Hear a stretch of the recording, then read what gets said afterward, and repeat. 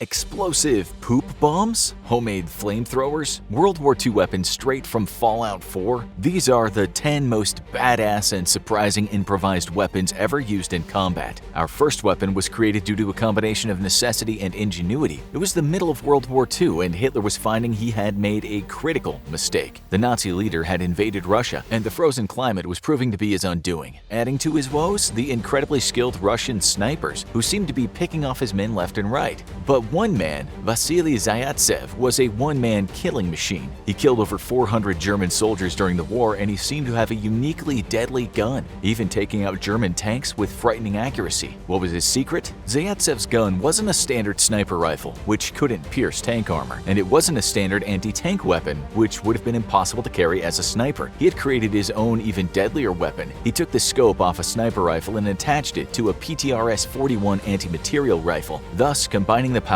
of the latter with the accuracy of the former. A simple fix, but one that changed the face of combat in the war. It was one of the many feats that earned him the title Hero of the Soviet Union. But not all improvised weapons of war are so precise. Sometimes you just need an earth-shattering kaboom. It was 1948 and the new state of Israel was fighting a war on multiple fronts. They needed firepower, but with most of the world staying out of the fray, they didn't have anyone who could supply them with weapons, so they made their own, out of humble oil barrels filled with explosive payloads like fertilizer and diesel. They simply loaded onto airplanes and pushed them out, delivering a massive explosion when they hit the ground. But they had to be timed carefully. These low-tech bombs needed to have their fuse lit at the right moment so they didn't explode early. They're powerful, brutal, and controversial. While the explosion is usually a powerful one, they can be enhanced using shrapnel or chemicals designed to wreak more havoc on the ground. Wartime regulations have since changed to regulate these weapons, but that hasn't stopped them from being used. In fact, they're currently a weapon of choice in the brutal Syrian civil war, where the regime of Bashar al-Assad has faced international condemnation for using massive barrel bombs, often two in the same location, to devastate rebel sites and often kill the people who come to tend to the wounded from the first bomb.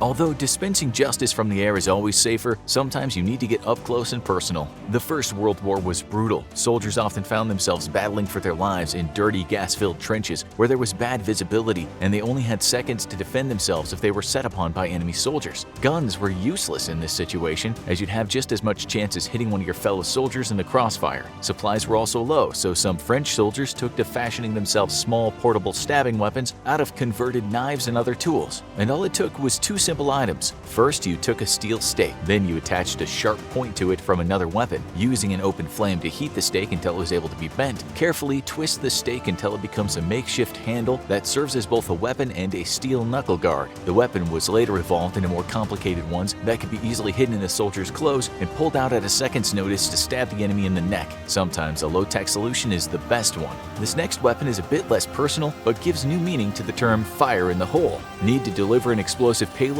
but don't have the technology for a rocket launcher? Soldiers have been making improvised mortars since the 16th century, and all it takes is a hole in the ground and some explosive material. You dig a simple pit in the ground, fill it with explosives, originally the simple black powder that was used to load cannons, and whatever payload you want to have sent at the enemy. You then create a fuse or a trigger that can be set off from afar, and there she blows. It's one of the more complicated weapons on the list, but it delivers. Originally, it was lit only with a sausage of cloth covered with a pitch and filled with black powder, but that was unreliable and could go off too early. Soldier Samuel Zimmerman developed the first prototype of this makeshift weapon in 1573. This version made it easier to detonate the explosive packed at the bottom of a hole. The Fugas had been used by many desperate soldiers ever since. The ammo was initially rocks designed to serve as a mass catapult, but since then it's been advanced to fire shells and flammable liquid that can deliver a deadlier payload to the enemy. It remains a popular choice because, hey, all you need to get started is a shovel. Improvised weapons are nothing new, but they've become more inventive. War is hell, something highlighted by the brutality of the Syrian civil war. The conflict between Bashar al-Assad's regime and the collection of rebel forces has been asymmetrical, with the rebels often having to resort to fighting with whatever they can find or make. Desperation breeds ingenuity, but no one could predict that this would manifest itself in the form of a cannon. The Janam, or Hell Cannon, was first sighted in 2012 and was made by the Free Syrian Army from local manufacturing plants. They didn't look like much at first sight, but they packed an explosive payload.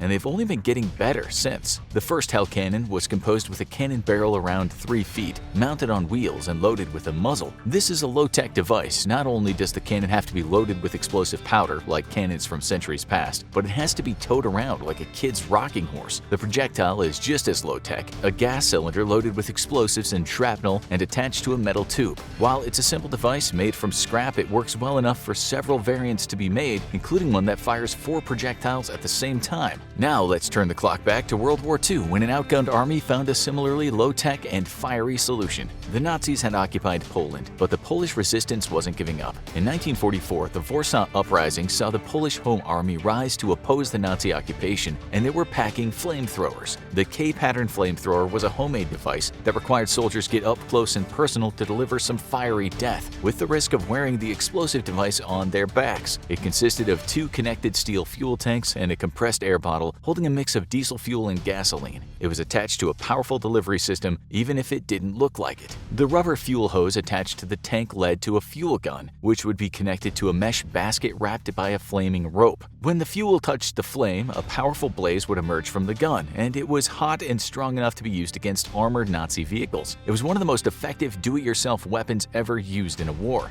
but it had its weak points. The range got shorter as more bursts were released, and it was decidedly low-tech. When people were done with the weapon, they had to extinguish it manually by pressing a tin can onto the rope. And it wasn't the only time the Polish resistance delivered with limited resources. One of the biggest challenges of the Polish resistance was that the years of Nazi occupation had stripped them of many of their resources, and that left them with few weapons that could keep up with Nazi firepower. This was probably by design, but it didn't stop them from thinking outside the box. In 1942, an engineer named Wacław Zawrotny came up with a design for a low-cost machine gun that would allow them to compete with a larger army, one that could be made for cheap in small workshops, staying under the radar of the Nazis. It was successful, more than anyone expected. The design was based on existing submachine guns, but was put together in some unconventional ways. Instead of being bolted and welded together, it was put together with screws and thread. Despite these flaws, it was reliable and surprisingly hardy, and was designed to use the same bullets as the German MP-40, so they could reload by picking up any stray ammunition they found. Suddenly, the Germans were facing guns with the same firepower of their own. The Polish army was so pleased with the design that it became the only home-built weapon to be put into mass production. Now let's turn back the clock to a time when even bolted-together submachine guns were too advanced. During the samurai era of Japan, being a warrior came with many privileges. To differentiate the general populace from the warriors, rules were put into place to limit civilian possession of weapons. The traditional weapons of the samurai were illegal for commoners, but that didn't stop them from fighting back. The farmers of Okinawa took the scythes they used to clear their crops and turned them on the oppressive samurai, creating a whole martial arts style based around the use of simple weapons like the scythe or kama. Many samurai didn't know what hit them.